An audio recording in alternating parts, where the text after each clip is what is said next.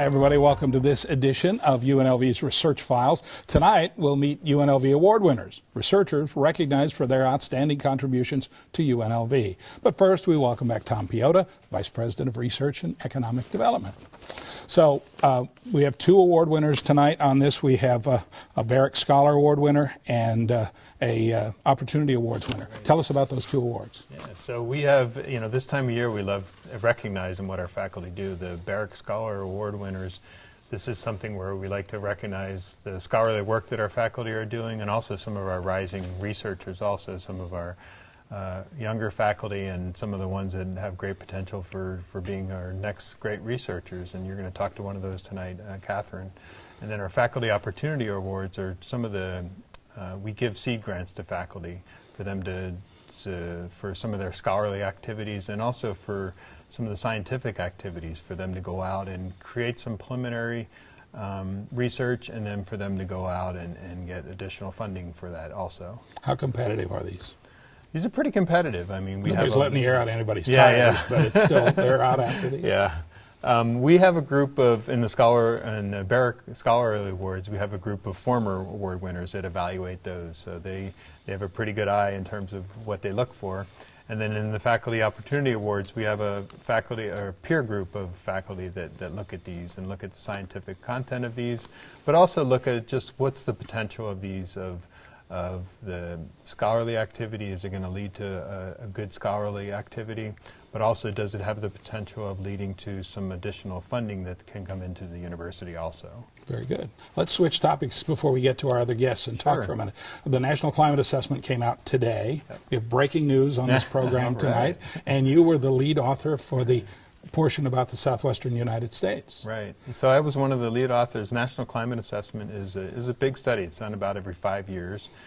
The overall study, it's over 20 chapters, and it has about 240 authors, but it's really done to compile what's the state of the science and climate change impacts in the United States, because certainly climate variability and the potential of it impacting various sectors, whether that's the water sector or sea level rise or the change in agriculture, is something that you have to evaluate, and what does that look like as we look out into the future. And I was working on the one for the Southwest U.S. This is a big deal for you, for UNLV, for the country as a whole. What did you find? Yeah, here we go in a minute and a half. Right. Tell us about the entire report. No, but tell us a little bit about what you found for the Southwest. So for the Southwest, and this isn't too surprising, but some of the big things, because we compiled the latest science, is it's the potential of reductions in snowpack for the Southwest U.S. as we look out in time, and that's going to lead to the potential of reductions in water supply. Some of that is we see now, so some of the findings in this is the potential climate change impacts are some of the things that we're seeing now, and whether that's because of the drought or whether that's the onset of climate change is some of the debate that goes on. The health impacts are something to be concerned about also, because of the potential of changing temperatures and rising temperatures as we look out in times, whether that's 50, 70 years out in time. That's potentially vulnerable in urban areas where you have vulnerable populations that a 2 to 7 degree temperature rise can really impact vulnerable populations. Absolutely. And one other thing, you talked about the coastal areas, so we may get that Nevada beachfront property. Yeah, well, with sea level rise, maybe we will be sitting on beachfront property as we look out in time, but we'll see. But I think a big message in all of this is the potential for mitigation and adaptation as we look out in time, and that was a big message in this report, is that these are things that we can be doing as both citizens, but also as larger society too, to address the potential of mitigating and adaptation to changing climates. There'll be a lot of stories about this in the next few days, and absolutely. I would encourage everybody to read not only your report, but the entire report. Yeah, so, thanks, Gary. Thank you, Tom. Appreciate it. We'll be right back.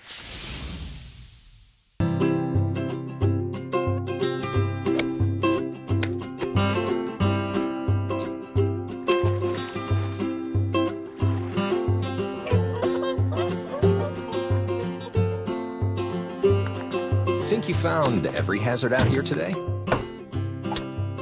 Think again. The spot you missed could be a killer. That spot on your skin could be skin cancer. Fact is, if you're a man over 50, you're in a group most likely to develop skin cancer, including melanoma, the kind that kills one person every hour. 1 in 5 Americans is likely to develop a form of skin cancer during their lifetime. That's why your best shot is to check for a spot. It's easy. Follow through and check your skin. It could be the save of a lifetime. Go to spotskincancer.org to find out how. A message from the American Academy of Dermatology. No one chooses to get breast cancer. The only choice we have is how we will deal with it. We were lucky. Before we were ever treated for breast cancer, we planned for life after breast cancer.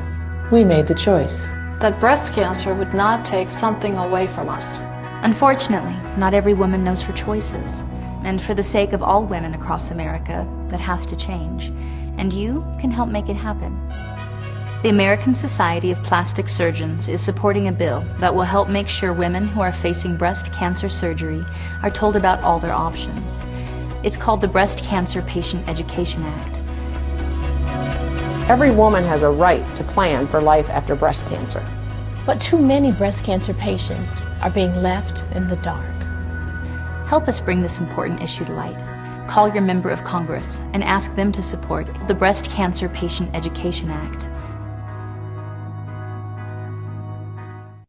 We have a job to do out here today.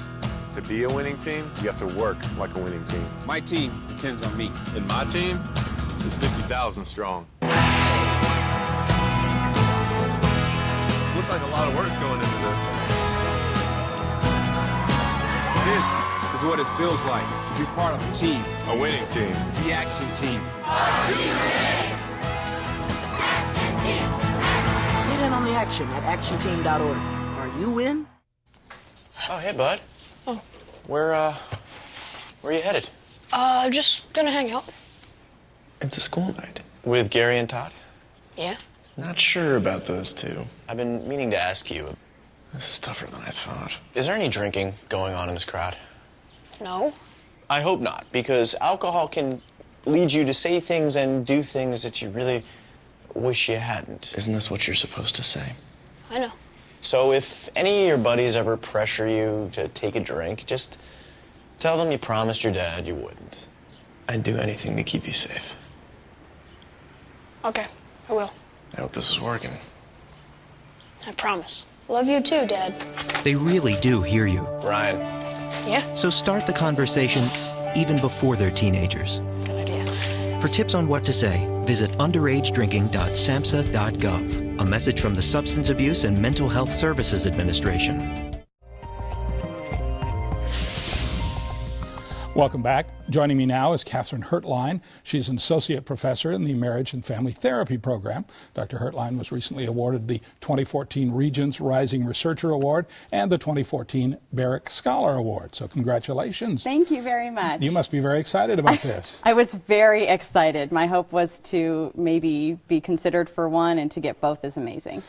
Does it change the course, the trajectory of your time here at UNLV? Does it change the direction of things, or? You know, I don't know if it changes the directions of things so much as it makes me feel more secure in my work, and I feel like I have been respected both by kind of my immediate family therapy community, but then also by the university as a whole. So I really enjoy being here. You do research on a whole range of topics. Obviously, the high risk of sexual behavior, high-risk sexual behavior is one. Another is the sort of internet cheating, all of that. Talk a little bit about those issues and others that you research. Absolutely. Yeah, one of the things that I first got into when I came here was a lot of the research related to sex therapy, because in my practice I was seeing a lot of clients who were coming in with sexually related problems, and I just didn't know how to manage those issues as well, so that naturally became an area of research for me. And as a result of some of those endeavors came a couple books, one called Systemic Sex Therapy, which is the guidebook for I think 20 marriage and family therapy programs around the country. It's the textbook for teaching the sex therapy class. And then its companion book called A Clinician's Guide to Sex Therapy, which basically is a step-by-step guide to help clinicians working with those issues.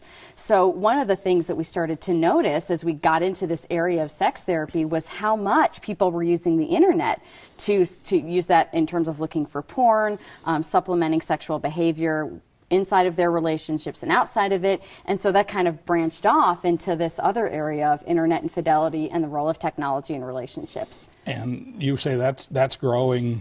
It is. Incrementally? Exponentially, I would say. Yeah, I would absolutely say so. Because there's so much accessibility and anonymity behind the types of things that people can do online, that it really gives them opportunities in ways that we really never had before.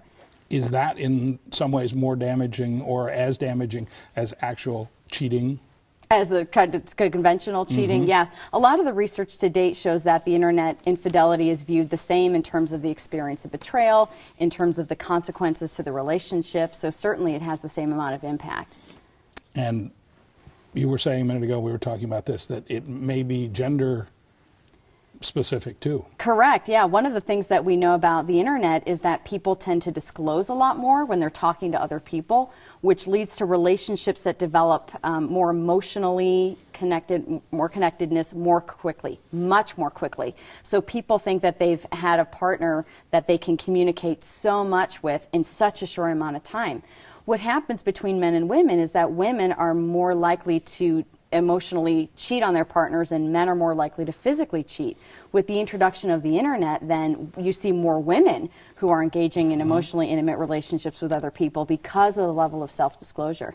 Let me get this phrase right. You produced a multi-theoretical model to describe the role of technology in family life. Yes. It's more than just put down the computer and come to dinner, right? Right, I wish it was that easy, Yeah. right? So yeah, the model basically has 3 parts. It says that there are these 7 qualities about the internet and technology, which we call the ecological elements as a whole, that do 2 things. They change the structure of couple and family life, that is to say the roles, rules, and boundaries. And it also changes the processes of couple and family life, meaning it changes the way relationships are started, it changes the way they're maintained, and it changes the way that they end. And so this model doesn't just talk about what are the kind of the bad effects, because certainly the internet can change roles and rules and boundaries and initiate relationships in good ways. So you have to work with families to identify what are the ways in which it's changed their roles, rules, boundaries, the way they initiate and maintain things. And then how do you actually use the internet as a way to support those changes? Because let's be honest, the computer's not going anywhere. And the solution of just getting off the computer, getting rid of it, doesn't solve the problem. Computers are on our phones, they're in our houses, they're in our workstations. Like, you can't go anywhere without a machine. So we're just going to have to find a way to live with the internet and actually have it support our relationships. Wow. Catherine, thank you very much. It seems like you have a lot of things to work on in the future. I'm busy, yes. Thank you very much. I appreciate the time. Thank you for being here. We'll be right back. Every year, millions of young women try to change the skin they were born with and say they die for darker skin. Sadly, some actually do. Change your thinking, not your skin. Stop tanning. Learn more at spotskincancer.org. All the preparation, the training, it all comes down to this. To be a winning team, you have to work like a winning team. We have a job to do out here today. Some people think it's about muscle, but it's really about heart. A lot of heart. My team depends on me. And my team is 50,000 strong. Looks like a lot of work's going into this.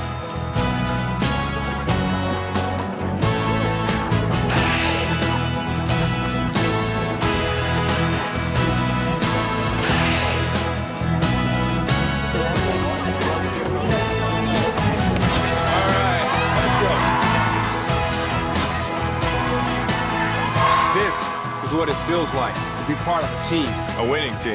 The action team.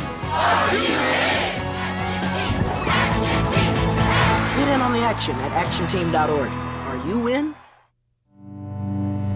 I don't think anyone captured my first steps on camera. I was the 5th kid, and by that time, first steps weren't a big deal. I was 16 and driving home with my brother Ben. A distracted driver hit us. Ben died on impact. I had 47 days in a hospital bed for reality to settle in. With a major spinal cord injury, doctors said I would never walk again. But deep down, I knew I would. I prayed that every day. Family, friends, strangers, all started to pray for me to be able to walk again. The progress has been slow, and the victories hard won, but I feel the prayers. Whether you need support in a tragedy or just to make it through a bad day. Prayer can make a difference. America, let's come together by believing with each other. For someone to come alongside you and say, I'm going to believe with you, it means a lot. Before we were ever treated for breast cancer, we planned for life after breast cancer. We made the choice that breast cancer would not take something away from us. Unfortunately, not every woman knows her choices. The American Society of Plastic Surgeons is supporting the Breast Cancer Patient Education Act, a bill that will help make sure women who are facing breast cancer surgery are told about all their options. Help bring this important issue to light. Call your member of Congress and ask them to support the Breast Cancer Patient Education Act. Welcome back. Stephen Bates is an associate professor in the School of Journalism and Media Studies and is the recipient of a Faculty Opportunity Award. You envisioned this project as a history book on the Commission of Freedom of the Press back in the 1940s, and it has led to other things. Tell us how it got started and kind of what you were looking at. Henry Luce, who was the co-founder of Time magazine, asked Robert Maynard Hutchins, then the president of the University of Chicago, to undertake a study, a kind of philosophical study of press freedom and responsibility. Hutchins recruited Archibald MacLeish, Reinhold Niebuhr, some of the major leading intellectuals of the day, and undertook this study, which was published, came out, and generally was panned by the press. It basically told journalists they weren't doing a good enough job in a complicated society. The press didn't really want to hear that. But in the years since, it's had a big impact in academia. And a woman who was the junior staff member on it, I've been following, and turned out to have kind of a fascinating trajectory thereafter. All of that kind of under the blanket of World War II. Yes, the report came out in '48, but it was all going on. At the same time, they were developing the bomb at University of Chicago, too. So at both ends. Yes. You've now done 3 more books? I've done 3 books in the in that series. No, not in that series. I'm still just getting started in that series. And the Faculty Opportunity Grant has been a huge help. What does that help you do? It helps me visit archives that I wouldn't otherwise be able to do. This is a book about people who were academics. They were quite prominent academics, and they left their papers behind in various universities. So I've been able to go through those. And the woman I mentioned, I found her son in Seattle, and he let me look at her diaries and all sorts of things. Oh, wow. So that's been a So great not all of this is on the internet for all to see? Not yet. Not yet. There are still a few things. So the books that you're working on, what are they going to be? Well, I'm doing a book on this commission. It's called the Hutchins Commission. That's really the book. I'm going to do a monograph on the woman Ruth Inglis and tell her story. She began as an FDR New Deal Democrat working for the commission and writing for it, and then married a man named J.B. Matthews and became a ghostwriter for Joe McCarthy entertained Ayn Rand and William F. Buckley in the 1950s and fed names to the Hollywood blacklist. So she has a kind of interesting life. I'm doing a monograph on almost her. complete turnaround on Exactly. things. And then there is a legal book. Well, it's really stemming from this, the fact that the real issue is how do you tell the press to change consistent with the First Amendment? The First Amendment greatly constrains what can be done. The Hutchins Commission thought there might be a way to have people like themselves, really influential intellectuals, give regular reports on the press. Ruth Inglis thought there might be ways to mobilize the citizenry, boycotts, protests, things like that. So those in some ways are the two opposite poles. After about 40 years in the media, I know that we kind of got our hackles up when anybody tried to tell us how to do it. Yes, exactly. Naturally. Yes, I would think so. So this is what these books are what you're working on now. Anything else going on in your life? That's it. And First Amendment issues related to them. Yes. Very good. Very good. Stephen, thank you so much for being with us. Thank you. I look forward to seeing the books and talking again with you. Wonderful. I appreciate Thanks so it. much. Thank you. When we come back, we will talk with Libby Hausrath and get her thoughts on the potential for life on Mars. I remember the moment clearly. I'll never forget that moment. As long as I live. I realized at that moment, when we first saw the damage, these people really needed us. And I was going to make a difference, right here in my community. Together with local responders, we cleared trees and collapsed walls. We had to get to the family trapped beneath. As a a citizen soldier, I made a difference. Be there for your community at NationalGuard.com.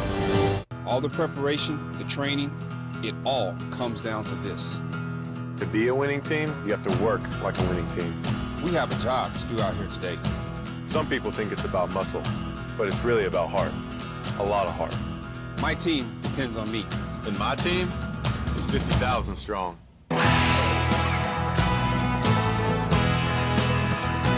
Looks like a lot of work's going into this.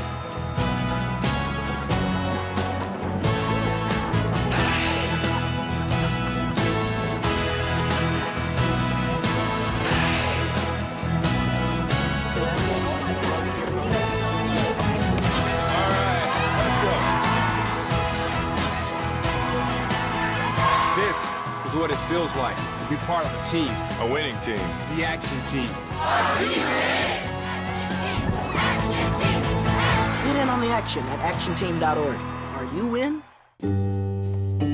We hold these truths to be self-evident, that all men are created equal. The torch has been passed to a new generation of Americans. The American dream need not forever be deferred. It's the richest, the most powerful country.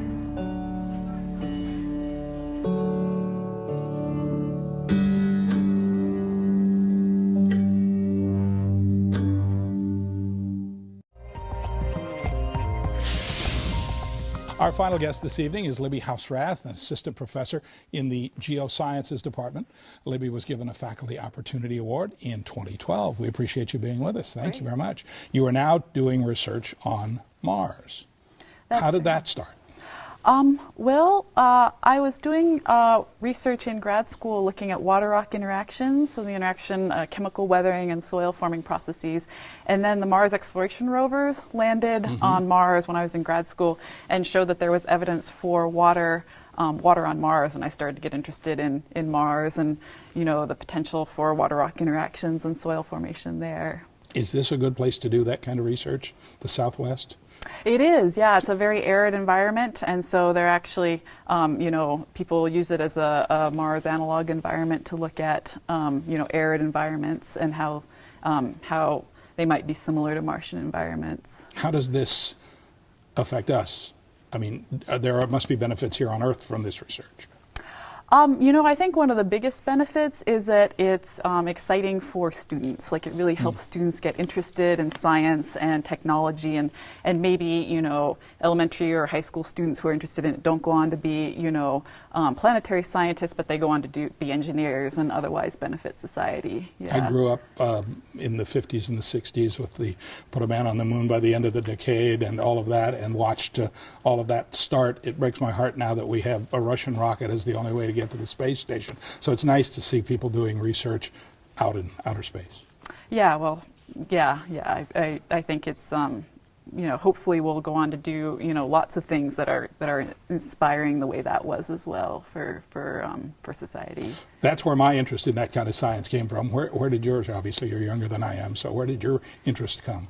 You know, basically Mars. I mean, there's been a great amount of data coming back from Mars, from the Mars exploration rovers and from MSL Curiosity, as well as various orbiters, and they send back increasing information about the history of the planet and the potential for environments that might have been habitable. And so that's, you know, very exciting and interesting. Is that where? I mean, that's fairly recent.